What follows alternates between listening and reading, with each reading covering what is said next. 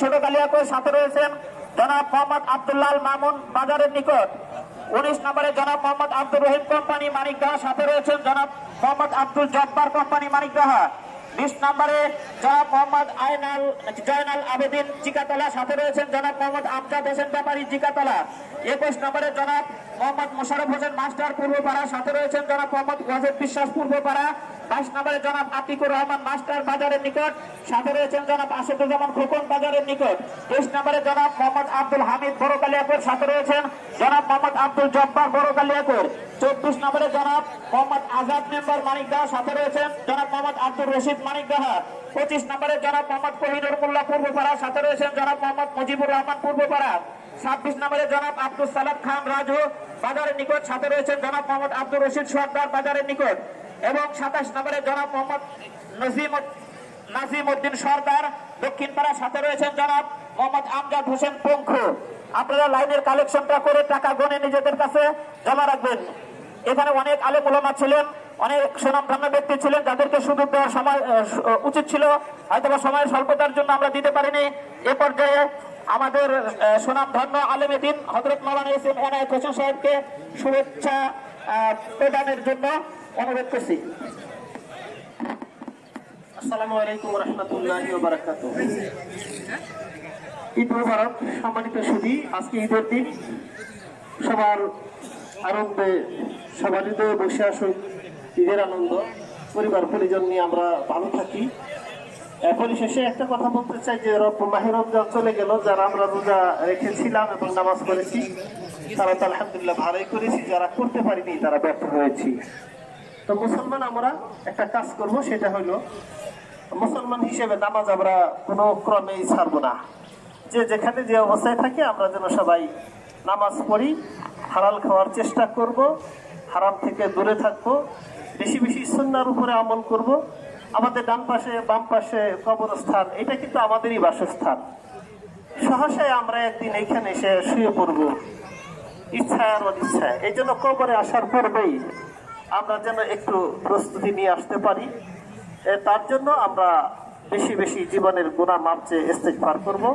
আল্লাহ আমাদেরকে সবাইকে ভালো রাখুক, আপনাদের সবাইকে ভালো রাখুক।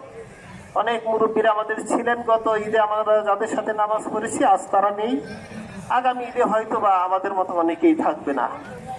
তো আমি যদি না থাকি, আমরা দেখেন যে ঈদের মাঠে জানাজা কাফিনকে সামনে রেখে তার পক্ষ থেকে সবাই মাফ চাই, আমার বাবাকে, আমার ভাইকে, আমার মাকে মাফ করে দিয়ে, এরকম বলি।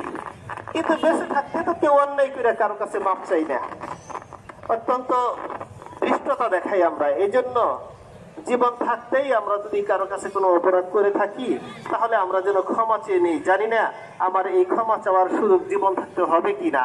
এই জন্য আমি যদি আপনাদের কাছে কারোর সাথে বেয়াদবি বা কোনো অসদাচরণ করে থাকি, আমারে ক্ষমা করে দিন। আপনাদের সবাইকে আল্লাহ ক্ষমা করে দিক। আসসালামু আলাইকুম ওয়া রাহমাতুল্লাহ। মাশাআল্লাহ সুম্মা মাশাআল্লাহ। তো আমাদের লাইনের কালেকশনটা আর হয়তো 2 বা 3 মিনিট সময় লাগবে। আমি আপনাদের কাছে করজোর অনুরোধ করছি এই 2-3 মিনিট সময় আপনারা আমাকে দেবেন, যদিও এখনো 1 মিনিট সময় বাকি আছে। তো এই পর্যায়ে আমাদের ঐতিহ্যবাহী কালিয়াকৈর ইব্রাহিমিয়া দারুল উলুম হাফিজিয়া মাদ্রাসার সম্মানিত সভাপতি জনাব আলহাজ আব্দুস সালামকে তার বক্তব্য পেশ করার জন্য অনুরোধ করছি। আসসালামু আলাইকুম ওয়া রাহমাতুল্লাহি ওয়া বারাকাতুহু। আমরা এখানে সকলে ঈদুল ফিতরে 2 রাকাত ওয়াজিব নামাজ পড়ার জন্য সমবেত হয়েছি। এজন্য আমরা সকলে বলি আলহামদুলিল্লাহ।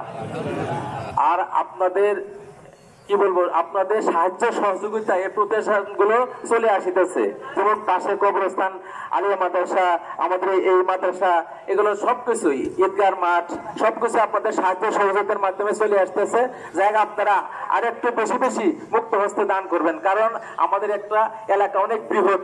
আমরা সকলে মিলে যদি একটু একটু দানের হাতটা একটু বাড়াই, তাহলে আমাদের মনে হয় আমাদের কোনো সমস্যা হওয়ার কথা না। যাই হোক, এই যে রং করা হয়েছে, অন্যান্য যে কাজগুলো করা হয় আপনাদের সহযোগিতায়, আপনাদের এর মাধ্যমে করা হয়। আর একটা কথা বলবো যে আমরা এই যে সৌন্দর্য দেখতেছি, এগুলো হলো আলোর সন্ধানে আমরা একটা সেবামূলক সংগঠন, তাদের মাধ্যমে এই সংগঠন মাধ্যমে এই রং সৌন্দর্য বর্ধন করা হয়েছে।